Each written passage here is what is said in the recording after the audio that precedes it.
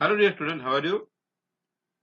So in this video, I will teach you how to solve this question number 4 of chapter number 1, class 9, गणित मंजरी first chapter, है ना?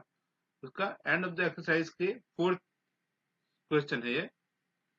Now, plot a point Z 5 minus 6 on the Cartesian plane.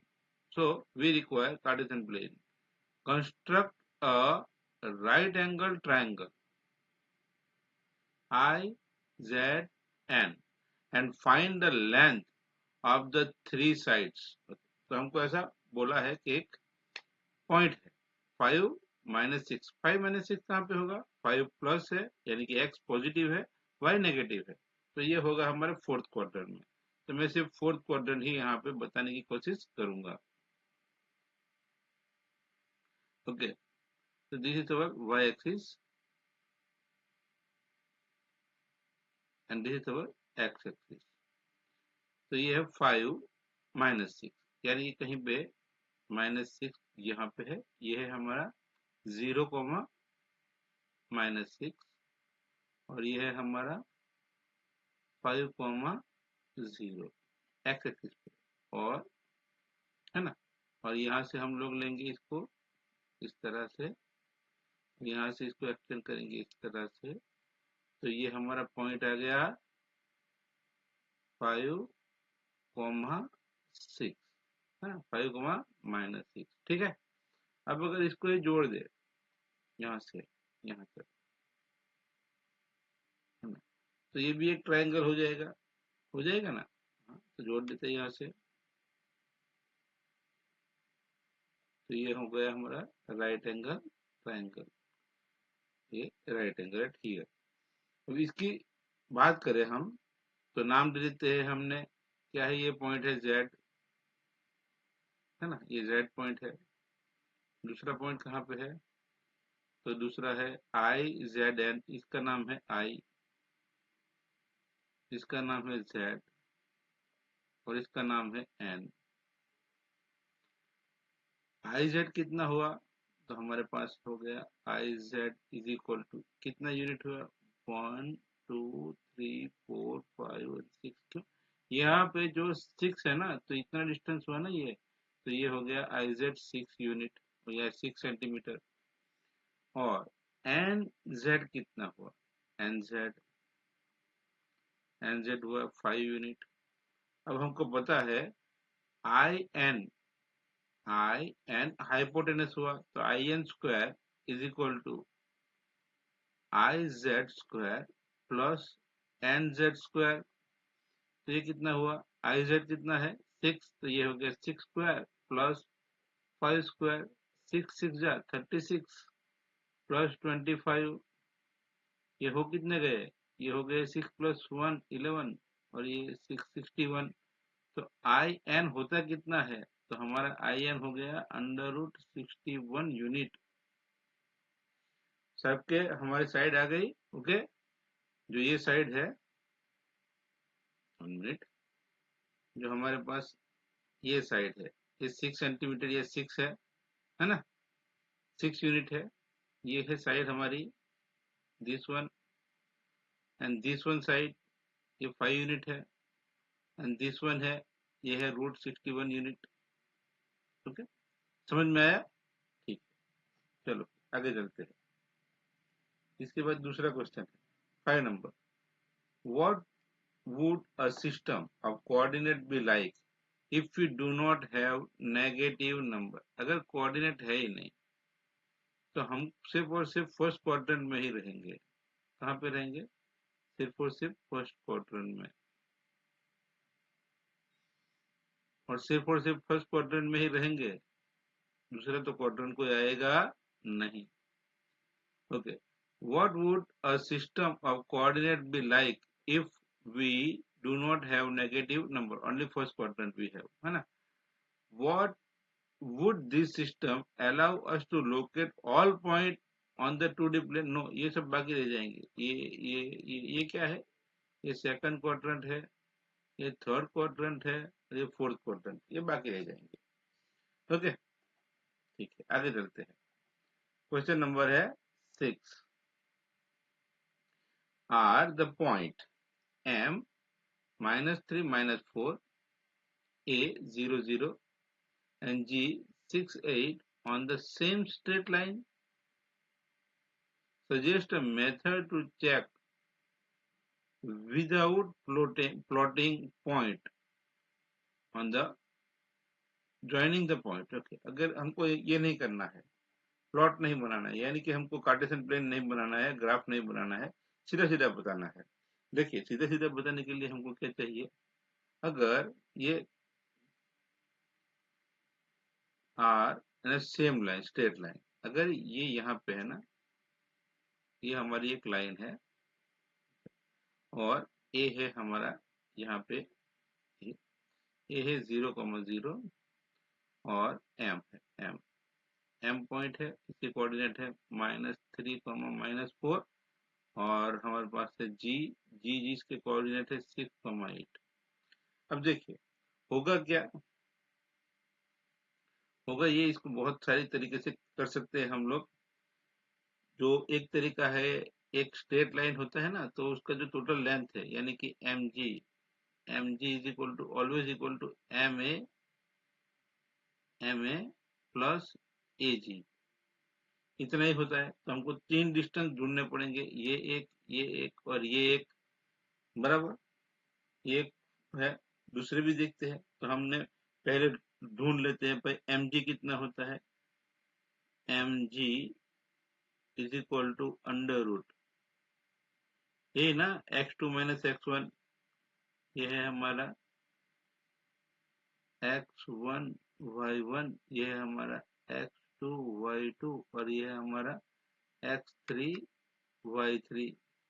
और हमने क्या करना है, x2 - x1 यानी कि 0 -3 कितने होते हैं, 0 -3, 1 मिनट, 0 माइनस, फिर ब्रैकेट में -3, फिर ब्रैकेट क्लोज स्क्वायर x, ये है ना हमारा जो फॉर्मूला है वो क्या है, x2 - x1 whole square plus y2 - y1 whole square, ये है क्या डिस्टेंस फॉर्मूला। तो ये हमने लिख दिया, प्लस का प्लस लिखा है, फिर 0 -4 है ना, 0 -4 स्क्वायर, ये कितना हो गया, ये हो गया अंदर रूट 3, ये 3 हो गया ना, ये माइनस माइनस प्लस और ये हो गया 3 स्क्वायर प्लस 4 स्क्वायर, कितने होते हैं 3 स्क्वायर प्लस 4 स्क्वायर, तो 3 3 जा 9, 4 4 जा 16, 9 होते 25, रूट 25 का आंसर होता है M G is equal to 5। कितने होते हैं, M G is equal to 5 है ना, इज इक्वल टू 5 लिख लीजिए, एम जी का वेट हो गया एम जी 5 यूनिट। ठीक है, निकाल लेता हूँ ये मैं पहले, हमारा हो गया एम जी 5 यूनिट, कितना हो गया एम जी 5 यूनिट, ये गलती से निकल गया, एम जी हो गया 5 यूनिट, लिख देते हैं यहाँ पे, यहीं पे लिख देते हैं ना, ये 5 यूनिट एम, ठीक है। ये है हमारा एम, सॉरी सॉरी सॉरी, ये है एम ए हो गया ना, एम ए 5 यूनिट, कितना हो गया एम ए 5 यूनिट। ये है एम जी का तो पता नहीं अभी तक, ए जी का ढूंढ लेते हैं, A G is equal to under root x2 - x1 plus y2 - y1, यानी कि इसमें से इसको निकालेंगे, है ना। तो ये क्या हो गया, 6 - 0 हो गया 6 स्क्वायर प्लस 8 - 0 हो गया 8 स्क्वायर, 6 6 जा 36, 8 8 जा 64, ये हो गया हमारे पास 6 4 10 0, 6 4 10 0, ये हो गए 10 यूनिट, है ना। तो ये हो गए 10, एजी कितने हो गए 10। अब हमको चाहिए एम जी, टोटल लेंथ किसकी ढूंढनी है, एम जी की, तो ढूंढ लेते हैं यहाँ से एम जी कितना होता है वो फटाफट, ओके ना।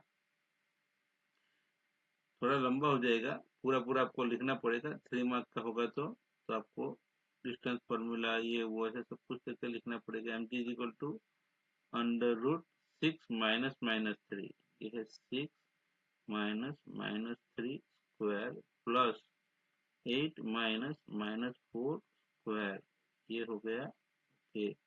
तब कितना होता है अंडर रूट 6 प्लस 3, है ना, 3 माइनस 3 हो गया प्लस 3, तो मैं डायरेक्ट लिख देता हूँ, जगह नहीं है इसलिए।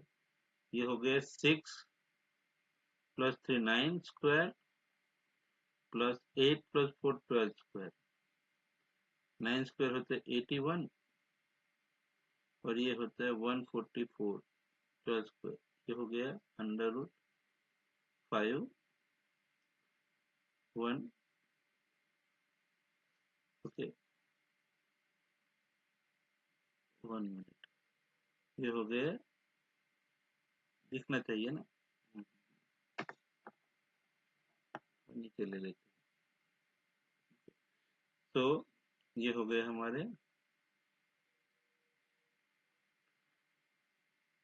4 प्लस 1 5, 14 प्लस 8 22, तो ये हो गए हमारे 15 यूनिट।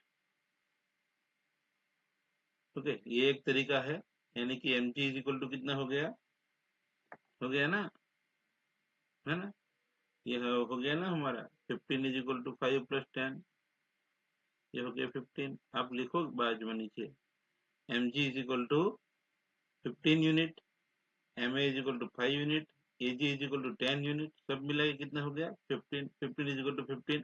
तो ये क्या है, स्ट्रेट लाइन है। दूसरा भी है, हाँ दूसरा भी है, ढूंढ सकते हैं हम। वो दूसरी मेथड क्या है, जैसे हम लोग स्लोप बोलते हैं, ये स्लोप क्या होता है वापस गड़बड़ हो जाएगी, लेकिन सीख लेना चाहिए। आप स्लोप ढूंढ लोगे तो फट से समझ में आ जाएगा। स्लोप यानी कि, अभी एक मिनट, हाँ,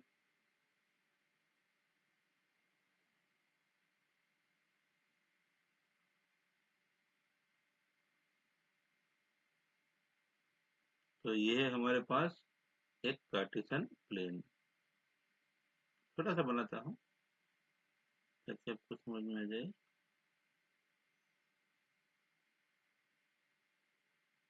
ठीक है ना, ये हमारा कार्टेशियन प्लेन है, ये हमारे 3 पॉइंट दिए हुए हैं,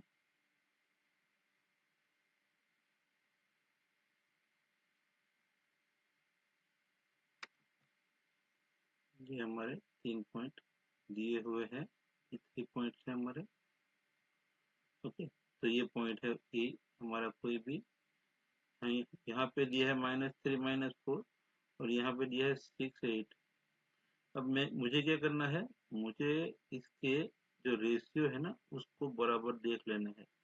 ये है हमारा 0,0 और स्लोप बोलते हैं, उसको बोलते हैं y2 minus y1 divide by x2 minus x1।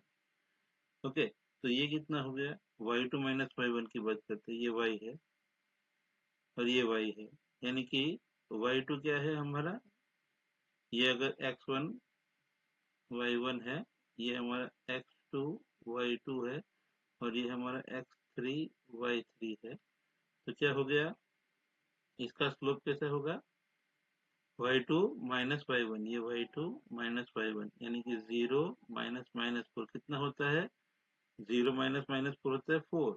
Okay, और x2 माइनस x1 यानी कि ये x2 और ये x1, तो ये 0 और ये -3, ये हो गया 3, हो गया ना। ओके, अब दूसरा देखते हैं, तो उसमें लिखेंगे y3 minus y2 divide by x3 minus x2। तो अब क्या होता है, अब ये हमारा y3 क्या है 8, 8 डिवाइड बाई x3 क्या है हमारे पास, x3 है हमारे पास 6, 6 माइनस 0 तो 0 ही होगा ना, यानी 6 ही होगा ना, तो ये हो गया। इसको भी सिंप्लीफाई करेंगे तो 4/3 आएगा। Both time the slope are equal, so हम लोग बोल सकते हैं कि जो लाइन है वो क्या है, पैरेलल है। ठीक है, ठीक है, चलो, तो आज इतना ही रखेंगे। Thank you. अगर चैनल पर नए हैं तो जरूर से सब्सक्राइब कर लीजिए।